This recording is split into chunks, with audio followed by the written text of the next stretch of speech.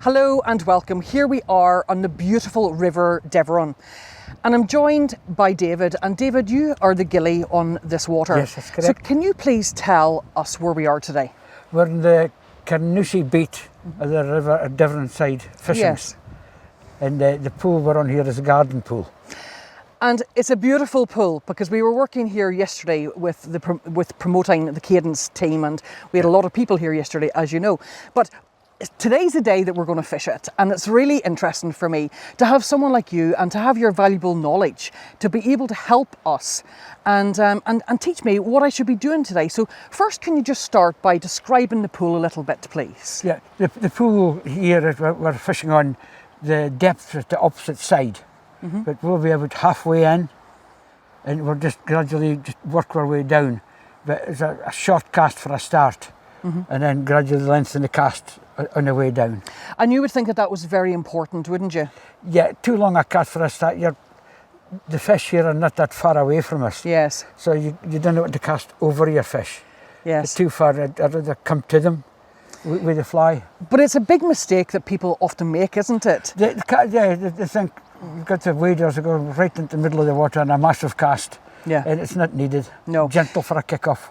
So what we're going to do is we're going to fish the near water first, and after that we're going to hold our ground and hold a position, and we're going to fish a little bit further, lengthening our line until we get the line as long as we need it. That's correct. And then we're going to start with our traditional cast, swing, step down the river, cast, swing, step down the river.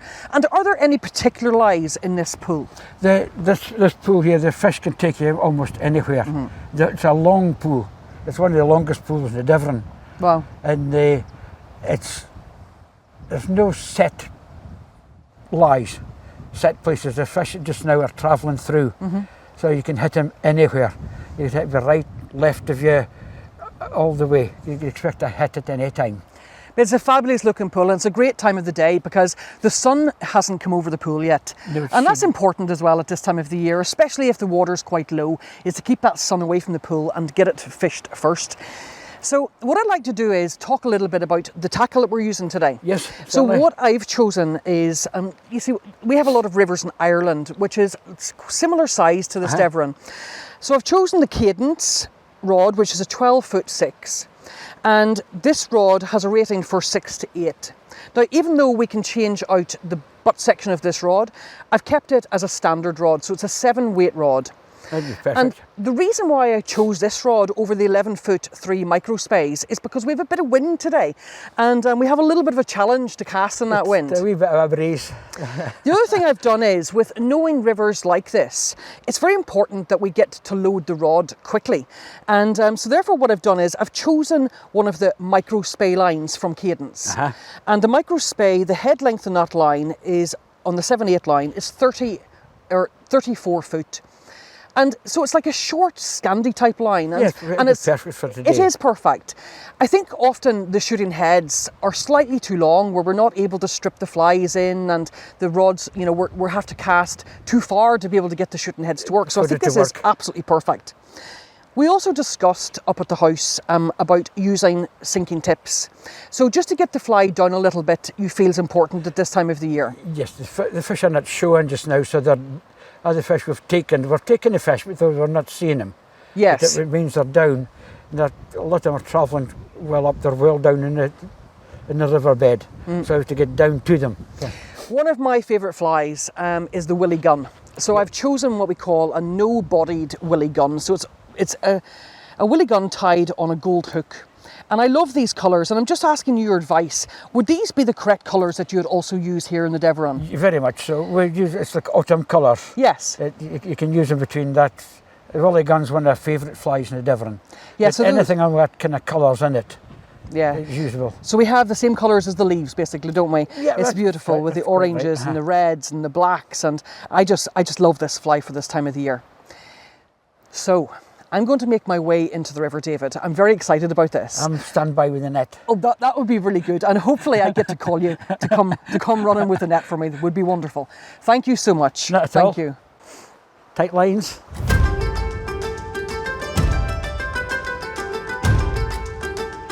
So here we are in the garden pool, and I've just walked down the bank very, very slowly and quietly, made my way out here across the river. Now, first tip, what do you do with your wading stick? So if I just leave my wading stick dangling here in the water, then all my line's going to get wrapped up in it. So what I do is, I put it at a diagonal behind my legs like this. Now I'm taking David's advice here, and it's very, very good advice. What he told us was this: to fish the near water first, and then to start to lengthen the line. So that's the first thing I'm going to do. I'm going to just unhook my fly and just plop the fly out and just fish that little bit of water close to me. I've got this beautiful rapids coming here, and quite often what you find is the fish will just sit below this lovely oxygenated water. So just fishing the near water first. Just flicking out little bits of line, fishing that around, guiding it around there, using your rod tip to get the line to work. What we also have today is a very, very strong downstream wind. So what I'm going to do is I'm going to teach you a little bit about how to cope with that downstream wind. And just as soon as I get this little bit of line out. Okay, so we're fished that near water, and you can see I've changed now to my other side. So I've got a slightly longer line. Just going to fish it around, keeping a little bit of water line out of the water, just to let that fish around nicely. Now with this particular line, there's the head length is where the blue meets the white line. And it's great to have these colour codes, because you know exactly then what to do. So first thing we need to know is this. Standing in the river, this is downstream and this is upstream. The wind is blowing down the river today, and therefore it's really important for me to make sure that everything I do, that the line in the fly is always going to blow away from me. So I'm trying to create my D-loop on the downwind side of my body to keep me safe. And the cast I'm going to use first is a cast called the double spay cast. And first of all, it looks like this. The cast out using the double spay. And you can see that the D-loop was well away from me, wind blowing it away. Not in any danger to myself. I'm going to pull in, stripping in my running line, which is the little bit of blue line here at the end, just getting the white quite close to the tip. And then how I teach the double spay is the rod tip draws a rainbow, so up and over the rainbow and down to the pot of gold. Then we're going to use the rod tip. We're going to cut those trees in the far bank. We're going to climb up a banana here, up the banana to let your D form, and then we're going to flick the mud off the stick in the forward cast. So it goes rainbow, trees, banana, flick. Let me just do that one more time. Up, slowly over the rainbow, down to the pot of gold. Cut the trees, climb the banana, flicking the mud off the stick. And out she goes without any danger to myself. Now let's have a little think about this pool. So David was telling me that we fish the near water first, gradually extending our line till we get quite close to the far bank. And once we've done that, then we can either lengthen the line a little bit or we can start walking down. So we're going to take the stick by the string, just using it, feel your way along. It's a new river, just make sure all the little stones are there. Lifting your feet as you go. Okay, new position. New position possibly means new fish. So remember that the fish are not always, they're not swimming around looking for food. We are going to work the pool, fishing for the fish that are maybe just lying somewhere down through this garden pool. So I'm now going to cover some new water. So the double spay again. Over the rainbow. Trees, banana, and flick. So I'm not just going to cast in the same place every time. I mean, that's, you can see, is pointless. The fish could be moving down. I'm just letting this swing around and with the same speed of the current. So it's really funny because we've often had this discussion, to mend or not to mend.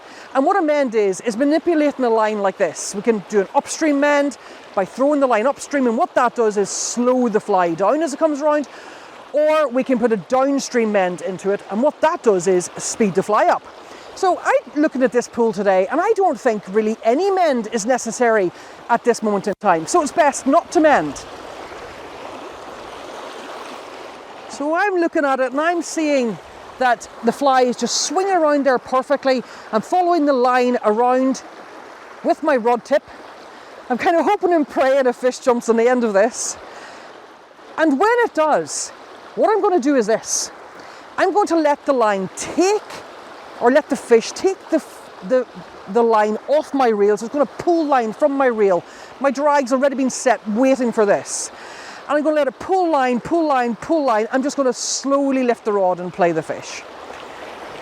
So, I'm going to cast a slightly different angle this time, just to try, again, a new area. I'm going to try slightly squarer angle, slightly more downstream. And there it is. So just holding the rod up so it doesn't get carried away in this current at the inside. Swinging around. This time I'm going to put a little downstream end at this point, just to keep it fishing a little bit more into the pool. It comes around onto the dangle there, and the dangle is very important, and again, it's something which is overlooked. We often think that our fish has, or fly has stopped fishing when we get to the dangle. But if you think about it, if that fly is holding its own in the current, then of course the fish is looking at it thinking it has to be alive. So I hope these tips were interesting to you.